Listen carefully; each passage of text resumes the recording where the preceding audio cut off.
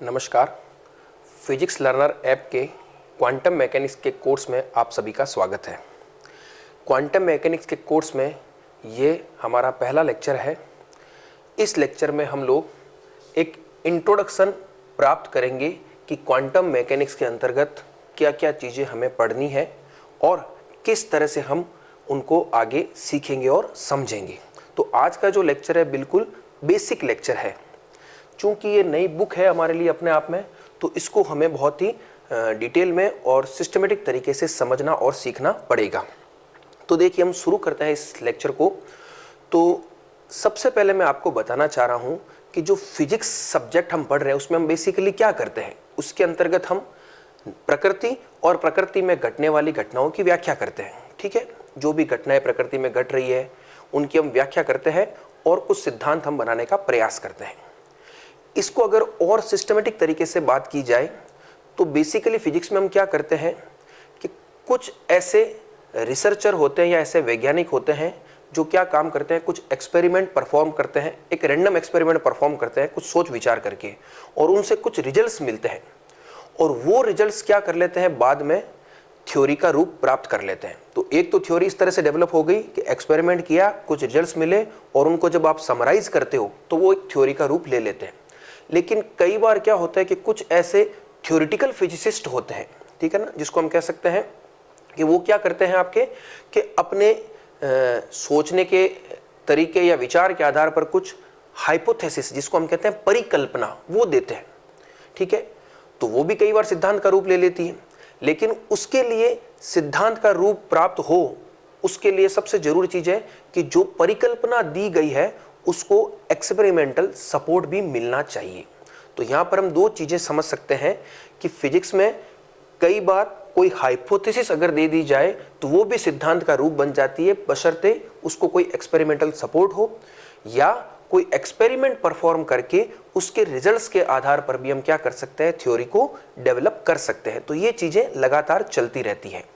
तो अब यहां पर हम जब क्वांटम मैकेनिक्स की बात करते हैं तो यहां पर मैं आपको एक चीज बताना चाह रहा हूं कि अप टू 1900 मैंने लिखा है, यानी 19वीं शताब्दी। ये 1900 का मतलब क्या हो गया, यहां पर 19th सेंचुरी समाप्त हो रही है और 20th सेंचुरी यानी 20वीं शताब्दी आरंभ हो रही है। तो इस समय तक जो फिजिक्स हम लोग पढ़ते थे, यानी उस समय के जो लोग पढ़ते थे, सीखते थे या समझते थे, उस फिजिक्स को हम कहते थे क्लासिकल फिजिक्स। क्या कहते थे? Classical physics. अगर मैं हिंदी में बात करूं तो इसको हम कहते हैं चिरसम्मत भौतिकी। ये फिजिक्स उस समय प्रचलन में थी और इस क्लासिकल फिजिक्स के अंतर्गत हम मेनली तीन ब्रांच की स्टडी करते थे। मैं यहां पर लिख देता हूं कौन कौन सी तीन ब्रांच थी।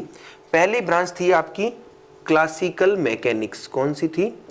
क्लासिकल मैकेनिक्स, जिसको हिंदी में आप चिरसम्मत यांत्रिकी भी कह सकते हो।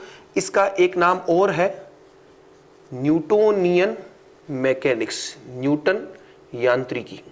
ठीक है, आप हिंदी इंग्लिश किसी में भी नोट कर सकते हो।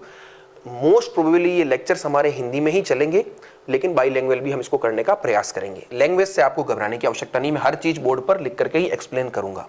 तो पहली तो हो गई आपकी, मैं लिख देता हूं यहां पर, चिरसम्मत यांत्रिकी। ये आपकी पहली ब्रांच हो गई जिसको हम क्लासिकल फिजिक्स के अंतर्गत पढ़ते थे।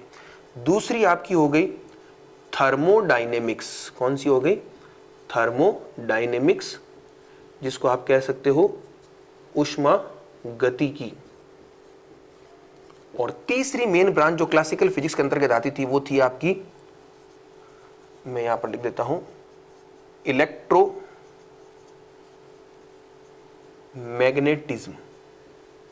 ये ब्रांच जिसको हम कहते हैं विद्युत चुंबकीय, ये मेनली तीन ब्रांचेस थी जो क्लासिकल फिजिक्स के अंतर्गत पढ़ी जाती थी।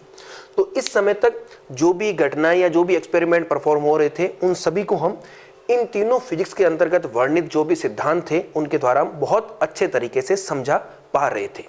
लेकिन अब क्या होगा, इस समय तक आते आते, ये एग्जैक्टली समय की बात नहीं है, मतलब इससे कुछ समय पूर्व बात कर सकते हो, यानी जहां पर 19वीं शताब्दी समाप्त हो रही है तो उस समय कुछ ऐसी घटनाएं हमारे समक्ष आई जिनको हम इनके द्वारा या इनमें वर्णित सिद्धांतों के द्वारा नहीं समझा पा रहे थे। अब आपको भी पता है, अगर कोई चीज हमारे पास मौजूद सिद्धांतों के द्वारा नहीं समझा पाए तो हम क्या करते हैं, कुछ नए तरीके से सोचना आरंभ करते हैं। तो उस समय के वैज्ञानिकों ने जो नए तरीके से सोचना आरंभ किया, तो उन सोचने के क्रम में ही क्वांटम मैकेनिक्स क्या होगी, आपको उद्भव होते हुए दिखाई देगी, उसका इवोल्यूशन होगा। तो यहां पर आप एक चीज क्या समझे कि 19वीं शताब्दी के अंत के पश्चात ही आपको क्वांटम मैकेनिक्स नजर आएगी, और इसके बाद जो भी हम फिजिक्स पढ़ेंगे वो मेनली आपकी क्या होगी, क्वांटम मैकेनिक्स होगी। लेकिन इसका मतलब ये बिल्कुल भी नहीं है कि ये क्लासिकल फिजिक्स फेल हो गई, ये आज भी उतनी ही वैलिड है। बस बात इतनी सी है कि कुछ ऐसे सिद्धांत हैं जिनको हम इसके द्वारा एग्जैक्टली नहीं समझा पाते हैं, तो उसको हम किसके द्वारा समझाएंगे, क्वांटम मैकेनिक्स के द्वारा समझाएंगे। तो ये चीज आपको समझ में आ गई। अब ये तो इंट्रोडक्टरी लेक्चर, इसमें तो आज हम बहुत सी चीजों की चर्चा करेंगे, और वो जो चीजों की चर्चा करेंगे उनको हम डिटेल में भी पढ़ेंगे। तो यहां पर आपको एक चीज पता चली कि इसमें कुछ कमी है, इसलिए ये आई। तो एक टॉपिक हमारा ये होगा कि चिरसम्मत जो हमारी भौतिकी है, क्लासिकल फिजिक्स है, उसमें क्या क्या कमी रह गई, उसको हम कह सकते हैं फेल्योर्स ऑफ क्लासिकल फिजिक्स। तो ये अपने आप एक टॉपिक है जिसको हम नेक्स्ट लेक्चर में डील करेंगे। अभी यहाँ पर हम नहीं डील करने वाले हैं, वो पूरा डिटेल में हम देखेंगे, क्योंकि जब आपको कमियां पता चलेगी तो भी उनको आप दूर करके एक नई फिजिक्स को डेवलप करोगे। तो ये चीज आपने देख ली। अब मैं एक मोटे मोटे तौर पर आपको चीज बताना चाह रहा हूं कि कुछ ऐसे क्षेत्र थे, ब्रॉडर बात करें तो कुछ ऐसे क्षेत्र थे जिनको आप क्लासिकल फिजिक्स के द्वारा नहीं समझा पा रहे थे। तो वो क्षेत्र क्या थे, यहां पर मैं आपको बताता हूं। तो यहां पर आप एक लाइन लिख लीजिएगा, ऐसे क्षेत्र, मैं लिख देता हूं, ऐसे क्षेत्र जिन्हें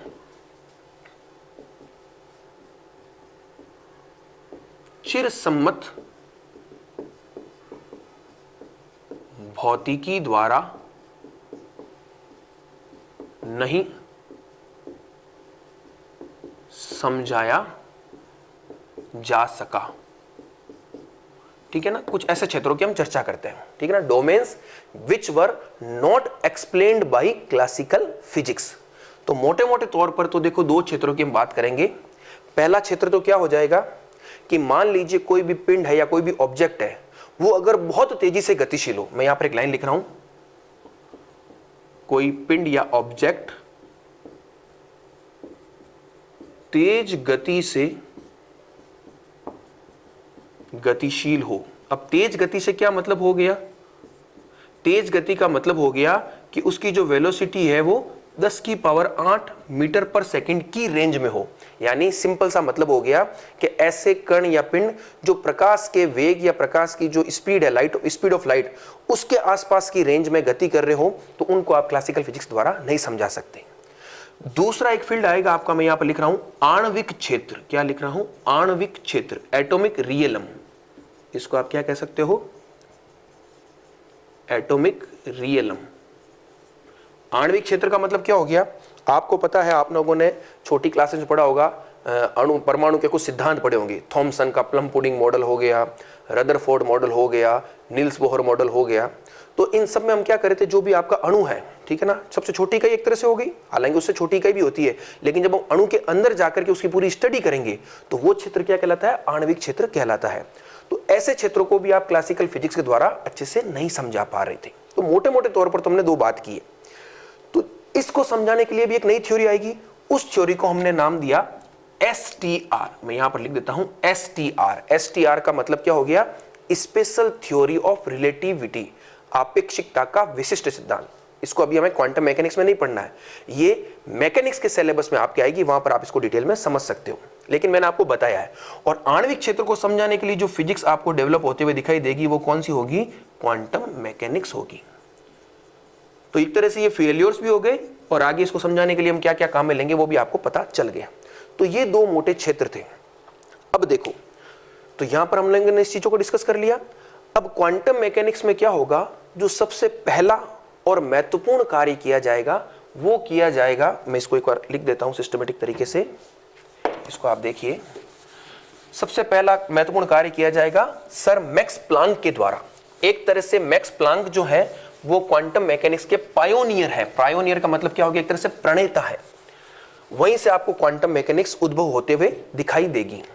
तो मैं यहां पर लिख रहा हूं मैक्स प्लांक, ये एक साइंटिस्ट है, मैक्स प्लांक। ये 1900 के समय अपना एक सिद्धांत देंगे जिसको हम कहते हैं प्लांक का क्वांटम सिद्धांत। क्या कहते हैं? प्लांक का क्वांटम सिद्धांत। तो ये सबसे पहले हमें पढ़ना पड़ेगा। अब देखो यहां पर मैं खूब सारे सिद्धांतों के अभी नाम लिखने वाला हूं, तो उनको अभी हम इस लेक्चर में डिटेल में नहीं पढ़ेंगे, वो सारी डिटेल में बाद में आएंगे। ये हमारा सिर्फ इंट्रोडक्शन है ताकि आपको पता चलता रहे कि क्या क्या टॉपिक्स आने वाले हैं। तो प्लांक का क्वांटम सिद्धांत है वो सबसे पहला सिद्धांत होगा क्वांटम मैकेनिक्स के संदर्भ में। इस सिद्धांत में बहुत सिंपल सी बात की गई है। इसमें सिर्फ इतना बताया गया है कि आप लोगों ने एक टॉपिक पढ़ा होगा या एक नाम सुना होगा, ब्लैक बॉडी। क्या सुना होगा? ब्लैक बॉडी, जिसको हम कहते हैं कृष्णिका। इसका सिंपल सा मतलब है, ब्लैक बॉडी का मतलब क्या हो गया? सपोज करो इस पेन को अगर मैं ब्लैक बॉडी मान लेता हूं, तो ये क्या करेगा, इसके ऊपर अगर आप कोई भी रेडिएशन डालोगे, रेडिएशन का मतलब विकिरण, जो आपने पढ़ा है ना, इलेक्ट्रोमैग्नेटिक आपका पूरा जो स्पेक्ट्रम होता है, गामा किरणें, एक्स किरणें, अवरक्त, दृश्य, सूक्ष्म तरंगे, रेडियो तरंगे, ये पूरा एक सारा का सारा क्या था? एक रेडिएशन है। तो आप इसके ऊपर कोई रेडिएशन डालोगे तो ब्लैक बॉडी अगर आइडियल है तो उसके ऊपर आप जो भी रेडिएशन डालोगे उसको वो क्या कर लेगी? एब्जॉर्ब भी कर लेगी और उसको इमिट भी कर लेगी। वो आइडियल एब्जॉर्बर भी है, आइडियल इमिटर भी है। डिटेल में आएंगे सब आगे। अभी आप ज्यादा दिमाग बिल्कुल भी मत लगाइए, अभी आप सिर्फ ये समझिए कि हाँ ये एक टॉपिक है, इसको मैं पूरा डिटेल में डायग्राम बना करके आपको बताऊंगा। तो प्लांक ने क्या किया था कि उस समय ब्लैक बॉडी के संदर्भ में कुछ एक्सपेरिमेंट परफॉर्म किए जा रहे थे और उन एक्सपेरिमेंट से कुछ रिजल्ट्स मिले थे। तो उन रिजल्ट्स को क्लासिकल फिजिक्स के द्वारा नहीं समझाया गया। तो फिर प्लांक ने सबसे पहले इस ब्लैक बॉडी को समझाने के क्रम में एक सिद्धांत दिया था और वो सिद्धांत क्या कहलाया? प्लांक का क्वांटम सिद्धांत कहलाया। क्या है आगे डिटेल में आ जाएगा। तो सबसे पहले यहां से शुरुआत हो रही है। उसके पश्चात मैं लिस्टिंग कर देता हूं यहां पर क्या क्या टॉपिक्स है, ठीक है ना। उसके पश्चात 1905 में आपके आइंस्टीन आएंगे और वो एक बहुत ही फेमस एक्सपेरिमेंट करेंगे और उसके बाद उसका सिद्धांत का रूप होगा, उसको हम कहते हैं प्रकाश विद्युत प्रभाव। ये फेमस इसलिए है कि इस प्रभाव की खोज के लिए आइंस्टीन को नोबेल प्राइज भी मिला था, फोटो इलेक्ट्रिक इफेक्ट, ठीक है। इसको शॉर्ट में मैं आगे कई बार ऐसे लिखूंगा, पीईई, फोटो इलेक्ट्रिक इफेक्ट। तो ये भी हमें डिटेल में पढ़ना है, ठीक है ना। यह लिस्ट हो रही है सिर्फ। फिर इसके आगे आप चलोगे तो 1913 के आसपास आपको क्या मिलेगा? निल्स बोहर एक साइंटिस्ट है, वो अपना एक एटॉमिक मॉडल देंगे, निल्स बोहर एटॉमिक मॉडल। तो ये भी आपको इसी क्वांटम मैकेनिक्स के अंतर्गत पढ़ना है, ठीक है। ये चीज हो जाएगी, सिर्फ लिस्ट हो रही है, आप ध्यान से नोट कर लीजिएगा। फिर आगे 1923 के आसपास एक साइंटिस्ट आएंगे, कॉम्पटन। कौन से आएंगे? कॉम्पटन, ठीक है ना। वो क्या देंगे? वो भी एक प्रभाव देंगे जिसको हम कहते हैं कॉम्पटन प्रभाव या कॉम्पटन इफेक्ट। तो ये सारे के सारे चीजें क्या है? अगर आप प्रकाश विद्युत प्रभाव को समझाओगे तब भी आपको प्लांक का क्वांटम सिद्धांत काम में लेना पड़ेगा। नील्स बोहर में भी प्लांक का क्वांटम सिद्धांत काम में आएगा, कॉम्पटन प्रभाव में भी प्लांक का क्वांटम सिद्धांत काम में आने वाला है। तो ये घटनाएं आपको क्वांटम मैकेनिक्स के शुरुआती दौर में पढ़नी है। कुछ घटनाएं और भी है जिसको हम यहाँ नोट कर लेते हैं। यहां पर आप एक चीज ध्यान रखिएगा कि जब मैं इन घटनाओं को लिख रहा हूं तो अभी आपको घबराना नहीं है क्या क्या है, ये सब आगे डिटेल में आने वाले हैं, एकदम डिटेल में। इनके लिए बिल्कुल सेपरेट लेक्चर्स होंगे। क्योंकि मैंने लेक्चर में शुरुआत में लिख दिया है, this lecture is introductory lecture. तो बस आप एक इंट्रोड्यूस हो जाइए कि हाँ भाई क्वांटम मैकेनिक्स में ये चीजें हैं और इन चीजों को हमें डिटेल में पढ़ना है। तो 1923 तक आपके कॉम्पटन इफेक्ट आ गया। फिर इसी क्रम में आगे 1926 के आसपास एक और साइंटिस्ट होंगे जिनका नाम है डी ब्रोगली। क्या नाम है? डी ब्रोगली, फ्रांसीसी साइंटिस्ट है। वो भी अपनी एक परिकल्पना देंगे जिसको हम कहते हैं डी ब्रोगली हाइपोथेसिस, ठीक है। तो यहां पर भी आपके क्वांटम फिजिक्स का सिद्धांत प्रस्तुत होगा। फिर चूंकि देखो ये क्या है? हाइपोथेसिस है। डी ब्रोगली क्या देंगे? एक परिकल्पना देंगे।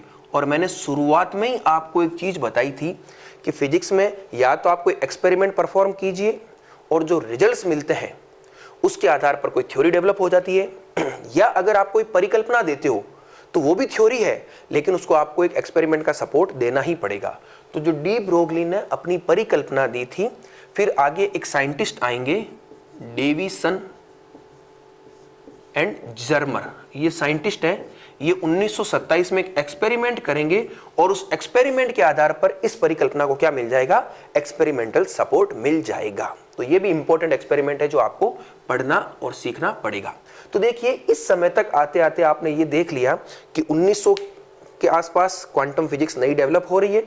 मैक्स प्लांक एक तरह से पायोनियर है जो सबसे पहले अपना क्वांटम सिद्धांत देंगे और उस क्वांटम सिद्धांत का प्रयोग आइंस्टीन भी करेंगे अपने प्रकाश विद्युत प्रभाव को समझाने के लिए, निल्स बोहर भी करेंगे, कॉम्पटन भी करेंगे, ठीक है, और वो नए नए अपने सिद्धांत प्रस्तुत करेंगे। और आप देखिएगा कि जब हम फोटो इलेक्ट्रिक इफेक्ट को पढ़ेंगे या निल्स बोहर की परिकल्पना को देखेंगे या कॉम्पटन प्रभाव देखोगे तो आप खुद महसूस करोगे कि जो क्लासिकल फिजिक्स जिसकी जानकारी आपको है वो वहां पर काम नहीं कर रही है, ठीक है। फिर आगे डी ब्रोगली परिकल्पना है। तो देखो यहां तक जो फिजिक्स आपको दिख रही है वो क्वांटम मैकेनिक्स ही है, लेकिन इसको एक नाम दिया गया है कि यहां पर ये जो फिजिक्स है या जो क्वांटम मैकेनिक्स को हमने क्या कह दिया, ओल्ड क्वांटम थ्योरी। अभी ओल्ड क्वांटम थ्योरी, ओल्ड का मतलब कोई ऐसा नहीं कोई पूरा नहीं है। ओल्ड का मतलब क्या हो गया कि जब कभी भी कोई चीज शुरुआत होती है तो उसको, अब मान लो कोई चीज आज डेवलप हुई है वो 100 साल तक डेवलप हो रही है, तो शुरुआत के 15-20 साल में जो भी चीज होती है उसको हम क्या कहते हैं कि वो ओल्ड हो गई, एक तरह से पूरा नहीं है, बाद में कुछ नई चीज आ जाएगी। तो दो एरा हो गए, एक ओल्ड एरा और एक मॉडर्न एरा। तो इस समय तक जो फिजिक्स है क्वांटम में वो ओल्ड क्वांटम थ्योरी है। इसके बाद भी 2-3 साइंटिस्ट और आएंगे। यहां पर मैं आपको एक चीज बता देता हूं, 2 साइंटिस्ट हैं जो इसी कालखंड में, ये जो 1922-24 के आसपास का समय है, उस समय सेपरेटली वर्क कर रहे थे क्वांटम मैकेनिक्स के कुछ घटनाओं को या फिजिक्स की कुछ घटनाओं को समझाने के लिए और नई थ्योरी डेवलप कर रहे थे। 2 साइंटिस्ट के क्या क्या नाम है, एक तो है हाइजेनबर्ग, क्या नाम है, हाइजेनबर्ग, ठीक है, यहां लिख देता हूं हाइजेनबर्ग। और एक आपके साइंटिस्ट हैं श्रोडिंजर, कौन है, श्रोडिंजर। ये 2 साइंटिस्ट हैं, ये अपना सेपरेटली वर्क कर रहे थे, ठीक है। तो ये भी क्वांटम मैकेनिक्स पर ही वर्क कर रहे थे। तो इनके द्वारा जो सिद्धांत दिए जाएंगे उनको हम किसके अंतर्गत शामिल कर लेते हैं, मॉडर्न क्वांटम थ्योरी के अंतर्गत शामिल कर लेते हैं। किसके अंतर्गत कर लेते हैं, मॉडर्न क्वांटम थ्योरी। अब मॉडर्न का मतलब कुछ नहीं है, चीजें वही काम आएगी लेकिन कुछ एक्स्ट्रा चीजें ऐड हो जाएगी नए जमाने की, तो उसको हमने कह दिया मॉडर्न क्वांटम थ्योरी। फिर आगे और क्रम चलेगा, आगे और साइंटिस्ट आएंगे, आपके डिराक आएंगे, पाउली आएंगे, इस प्रकार के साइंटिस्ट आएंगे, वो भी आगे इस सिद्धांत को देते रहेंगे। तो देखिए मैं इसको सम अप कर देता हूं वापस बहुत ही शॉर्ट में। हमारा इंट्रोडक्टरी लेक्चर है जिसके अंतर्गत हमने देख लिया कि 1900 के समय तक जो फिजिक्स थी वो क्लासिकल फिजिक्स थी, जिसमें मेनली 3 ब्रांचेस थी, एक आपके न्यूटोनियन मैकेनिक्स, एक थर्मोडायनेमिक्स और एक आपकी थी इलेक्ट्रोमैग्नेटिक थ्योरी या इलेक्ट्रोमैग्नेटिज्म। लेकिन वो कुछ घटनाओं को व्याख्या नहीं कर रही थी, इसीलिए एक नई फिजिक्स इवॉल्व हो गई जिसको आपने क्या कह दिया, क्वांटम मैकेनिक्स कह दिया। और उसमें क्या क्या चीजें हैं वो मैंने सारी आपको बता दी है, मैक्स प्लांक से शुरू करते हुए यहां तक हम हाइजेनबर्ग और श्रोडिंजर तक पहुंच गए। तो ये तो एक इंट्रोडक्टरी लेक्चर था जिसको सिर्फ आपको अच्छे से सुनना है, समझना है। इसमें कोई ऐसा टॉपिक नहीं है जो कोई आपके एग्जाम में उस हिसाब से काम आने वाला है, लेकिन जैसा कि मैंने आपको पहले ही बताया कि हमारे इस ऐप में जो भी कोर्स स्टार्ट होगा वो बिल्कुल बेसिक से स्टार्ट होगा ताकि हर स्टूडेंट ये समझ सके कि इस बुक में हमें क्या क्या चीजें और किस किस प्रकार से देखनी और समझनी है। तो उसी क्रम में ये लेक्चर बनाया गया है। अब अगले लेक्चर्स में हम हमारे टॉपिक्स को शुरू करेंगे, तो आप बहुत ही ध्यान से सुनिए और समझिए और पेन पेपर जरूर पास में लेकर के बैठिएगा। ये इंस्ट्रक्शन मेरा आपको हमेशा रहेगा। Thank you very much.